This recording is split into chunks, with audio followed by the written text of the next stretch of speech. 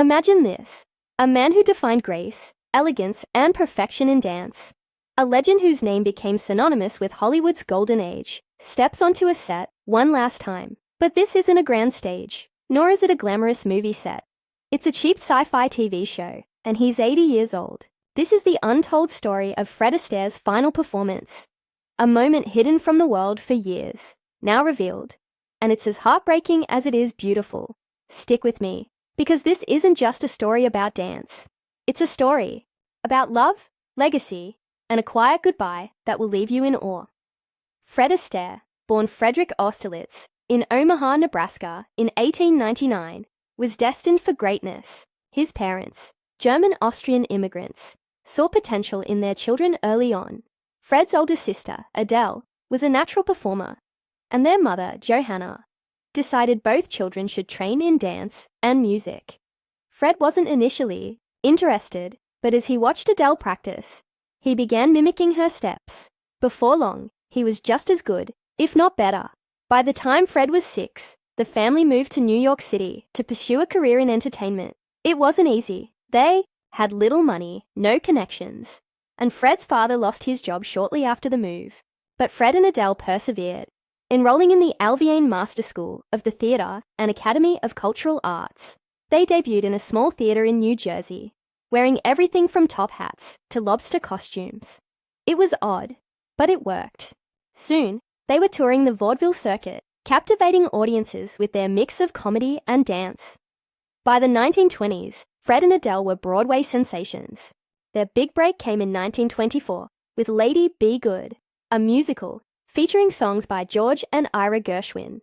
Critics raved about their grace, humor, and flawless routines. But as Adele grew taller than Fred, their performances began to look awkward. In 1932, Adele retired from show business to marry Lord Charles Cavendish, leaving Fred to step into the spotlight alone.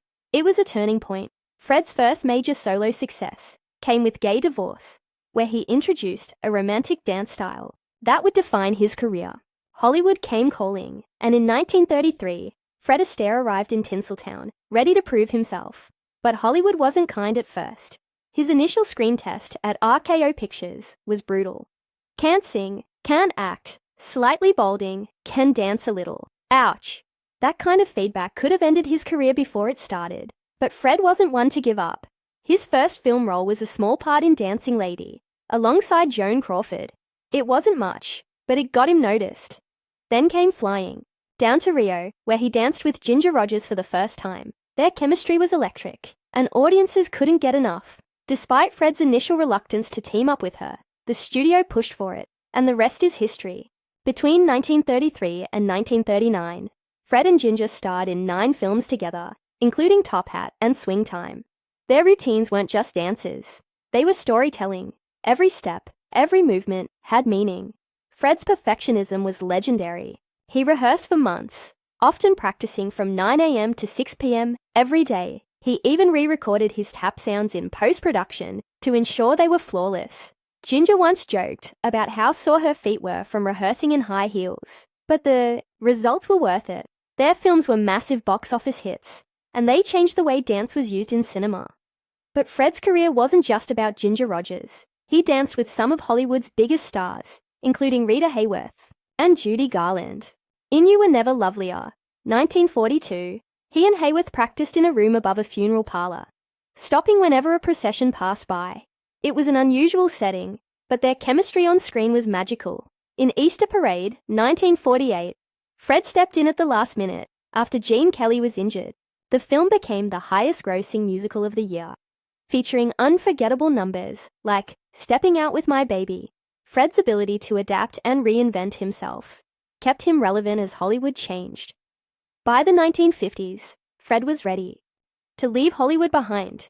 He announced his retirement after Blue Skies, 1946, but it didn't last long. He returned for Easter Parade and continued to star in celebrated films like The Bandwagon, 1953, and Funny Face, 1957. In The Bandwagon, he danced with Sid Charisse in Central Park, proving that even at 54, he could still move with the same grace and precision that made him a star. In Funny Face, he danced alongside Audrey Hepburn, blending fashion, romance, and Parisian charm. Their age difference was noticeable, but their chemistry worked. Fred's performances in these films weren't just comebacks, they were reinventions. But Fred's influence extended beyond the silver screen. In 1947, he co-founded the Fred Astaire Dance Studios in New York City, bringing professional dance instruction to the public. The studios were an immediate success, expanding into a global franchise. Fred believed great dancers weren't born, but trained, and he wanted to make sure anyone could learn. His curriculum covered everything from ballroom classics to Latin dances, creating a friendly environment for students. Fred's passion for dance was infectious, and his studios continue to thrive today. In the 1960s, Fred took on a new challenge: dramatic roles. His biggest breakthrough came in The Towering Inferno, 1974, where he played a con man with a heart. His performance earned him his first and only Academy Award nomination for Best Supporting Actor. He didn't win, but the recognition was long overdue. Fred also made history with his television specials, including An Evening with Fred Astaire, 1958, the first major TV special recorded on videotape in color. The show won 9 Emmy Awards and showcased Fred's ability to adapt to new formats.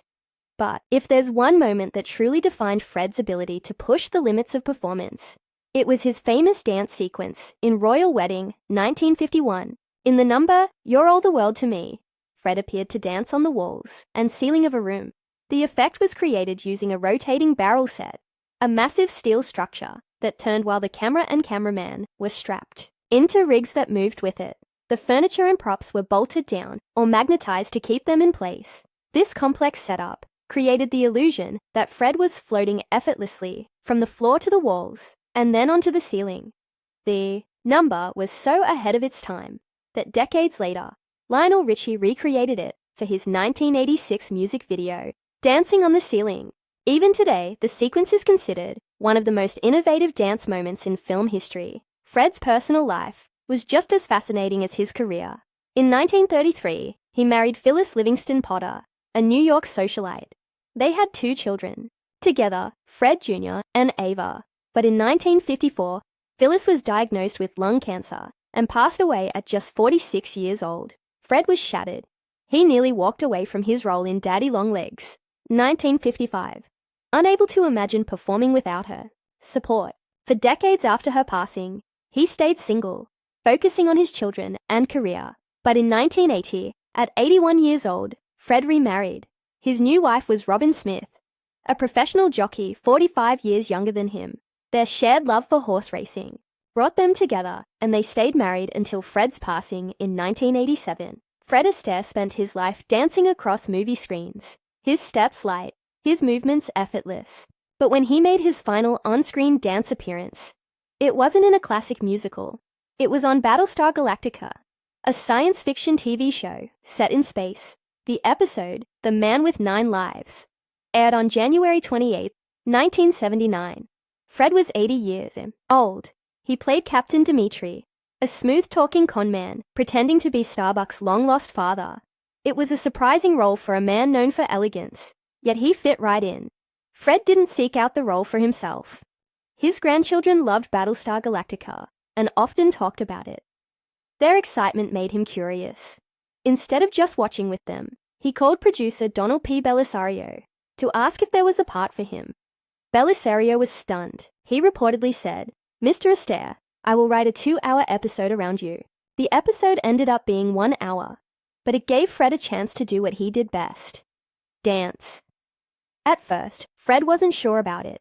He hadn't danced on screen in years, and age had slowed him down. He didn't want to disappoint anyone, but when the cameras rolled, he stepped onto the set with actress Anne Jeffries, who played Caress, and performed one last dance. The routine was short and simple, nothing like the dazzling numbers he was known for. Still, it was filled with grace. Every movement carried the elegance that made him a legend. Jeffries became the last woman to dance with him on screen, securing her own place in Hollywood history. For the scene, Fred wore a space-themed costume with an ascot, an accessory he likely chose himself. It was a small detail, but it mattered. Even in a world of spaceships and futuristic settings, he remained himself. Fred's appearance on Battlestar Galactica wasn't about reviving his career. It was for his grandchildren.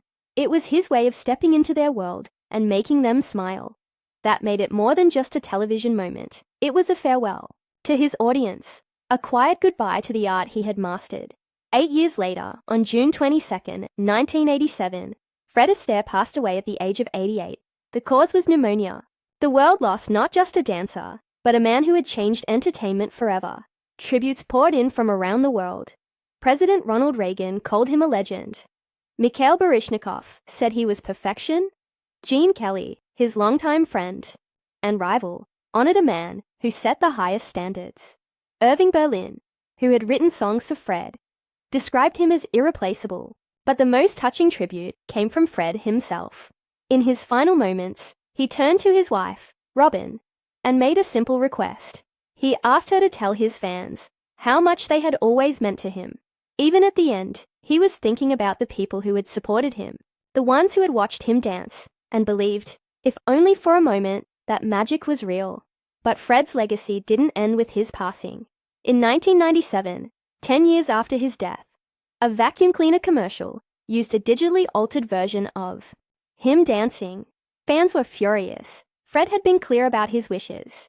He had included specific clauses in his will to prevent anyone from using his image for advertisements or unauthorized portrayals. He once said, "I have no particular desire to have my life misinterpreted." His widow, Robin, fought hard to protect his legacy, filing lawsuits to stop companies from using his likeness without permission. The issue sparked a larger debate about digital recreations of deceased artists. Some argued it was a way to introduce legends to new audiences. Others believed it was a violation of their memory. Fred Astaire's story is one of passion, perseverance, and perfection. From his humble beginnings in Omaha to his final dance on Battlestar Galactica, he left an indelible mark on the world. His final performance, hidden for years, is now online for all to see. It's a reminder of his grace, his talent, and his enduring legacy. So if you haven't already, hit that subscribe button and join me as we uncover more hidden gems from the world of entertainment. Trust me, you won't want to miss what's coming next. And don't forget to subscribe for more stories that will leave you inspired, amazed, and maybe even a little heartbroken. Because history isn't just about the past. It's about the moments that stay with us forever.